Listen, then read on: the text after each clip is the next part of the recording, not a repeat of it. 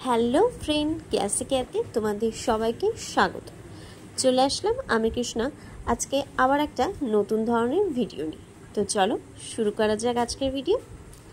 Hardener আর raisin বেসটাকে ভালো করে মেখে ক্লেটাকে আমি একদম ফ্ল্যাট করে কিন্তু বেলে নিয়েছি।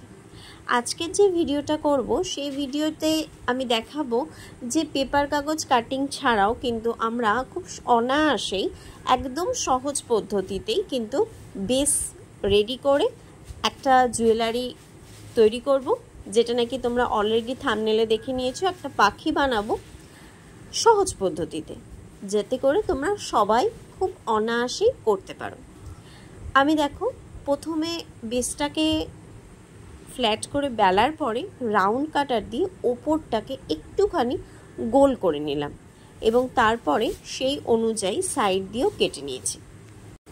এটা করতে একটু সময় লাগলেও জিনিসটা কিন্তু বেশ সুন্দরভাবে হয়েছে। আমি এই পদ্ধতির মাধ্যমে দেখানোর চেষ্টা করছি যাতে করে এরকমভাবেই তোমরা অন্য আরও নতুন নতুন ডিজাইন করে বেসটা রেডি করতে পারো। দেখতে পারলে ওপরের পোর্শনটা যেরকমভাবে গোল কাটারটা দিয়ে কেটেছিলাম, নিচের পোর্শনটাও ঠিক সেমভাবে গোল কাটারটা দিয়ে কাটলাম। সাইডগুলোকে কেটে নেওয়ার পরে এরকম সিরিজ কাগজ দিয়ে প্রেসার দিয়ে জিনিসটাকে একটু রাফনেস করে নিচ্ছি। অলরেডি কিন্তু আমার বেসটা রেডি হয়ে গেছে। এবার বাড়তি যে একটু তেরা বেঁকা হয়ে গেছে সেইগুলোকে হালকা করে আমি সেট করে নিচ্ছি। বেসের পাশটা একটু ফাঁকা ফাঁকাই লাগছিল, তো তার জন্য আমি কিন্তু একটু সাইড দিয়ে একটা বর্ডার করে নেব। বর্ডার করার জন্য ক্লেটাকে তোমরা জানো লম্বা করে বেলে নিতে হবে। এটা একটু কিন্তু শক্ত অবস্থায় করার চেষ্টা করবে, তাহলে জিনিসটা খুব সুন্দর কিন্তু ফিনিশিং আসে। এবার এটা সাইড দিয়ে বসিয়ে দিচ্ছি। অনেকে আঠা ইউজ করে, আমি যেহেতু নরম অবস্থায় করছি সেই কারণের জন্য আমার আঠার দরকার পড়বে না। আমি এমনি লাগিয়ে দেওয়ার পরে একটু প্রেসার দিলেই কিন্তু জিনিসটা অনায়াসে লেগে যাবে। আমি চেষ্টা করি একদম সহজভাবে তোমাদেরকে শেখানো, যাতে করে সবাই তোমরা করতে পারো। অনেকেই আছো যারা নাকি ক্লের কাজ করতে চাও, কিন্তু মনে হয় ক্লের কাজটা অনেক বেশি কঠিন। আচ্ছা সত্যি করে বলো তো, আমার শেখানোটা কি সত্যি অনেকটা টাফ মনে হয় তোমাদের কাছে? কমেন্ট বক্সে কিন্তু অবশ্যই জানাতে হবে। যদি কোথাও মনে হয় যে না এই জায়গাগুলো বুঝতে খুবই কঠিন লাগছে, সেটাও কিন্তু জানাতে ভুলো না। কোন পার্টটা তোমাদেরকে একটু টাফ মনে হয় সেই জায়গাটা আরেকটু আমি ক্লিয়ার করার চেষ্টা করব। বেসটাকে আমি অ্যাশ কালার রাখলাম।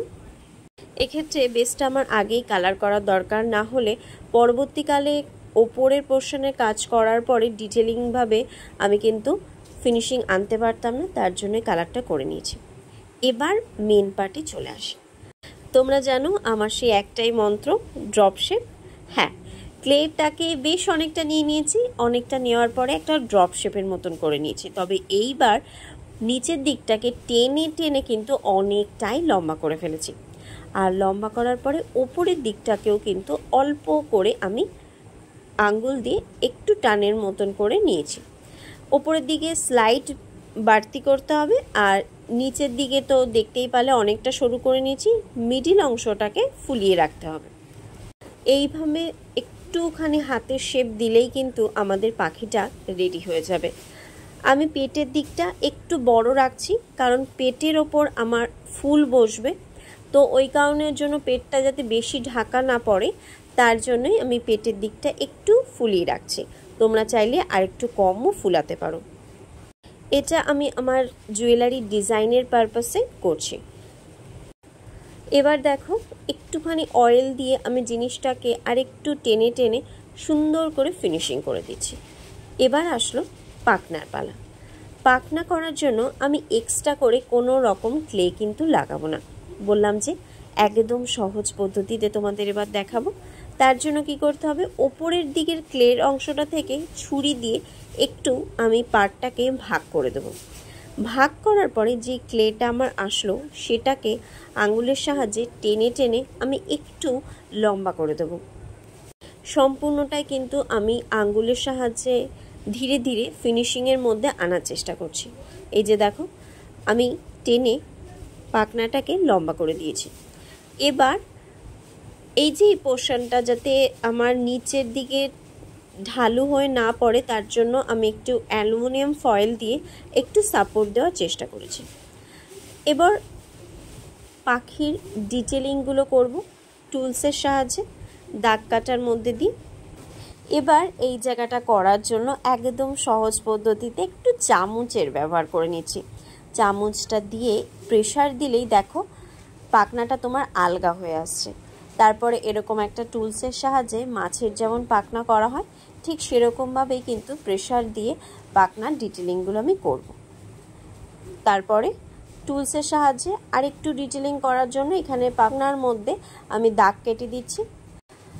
তো সহজ পদ্ধতিতে পাখিটা রেডি হয়েছে কিনা সেটা কমেন্ট বক্সে জানাতে কিন্তু তোমরা একদম ভুলো না। আর এইভাবেই সহজ থেকে সহজ পদ্ধতিতে যদি জুয়েলারি মেকিং শিখতে চাও তুমিও, তাহলে স্ক্রিনে দেওয়া নাম্বারে কিন্তু চট করে যোগাযোগ করে নিতেই হবে।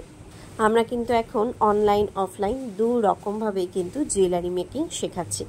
আর হ্যাঁ, অ্যাডভান্স কোর্সের বুকিং কিন্তু স্টার্ট হয়ে গেছে। তো তোমরা যারা নাকি বেসিক কোর্স করেছো বা যারা মনে করছো যে আমরা মোটামুটি জুয়েলারি শিখেছি কিন্তু আরও একটু বেটার কাজ করতে চাচ্ছ, তাদের জন্য কিন্তু দারুণ একটা সুযোগ রয়েছে। আমাদের কিন্তু অ্যাডভান্স কোর্স স্টার্ট হতে চলেছে, তার জন্য বুকিং নেওয়া স্টার্ট হয়ে গেছে। তো দেরি না করে চটপট করে স্ক্রিনে দেওয়া নাম্বারে যোগাযোগ করে ফেলো। তো আমার জুয়েলারি তো মোটামুটি রেডি হয়েই গেল। কেমন লাগলো অবশ্যই কিন্তু কমেন্ট করে জানাতে হবে। আর ভালো লাগলে একটা ছোট্ট লাইক করে দিও। দেখা হচ্ছে নেক্সট ভিডিওতে, ততক্ষণের জন্য সবাইকে বাই।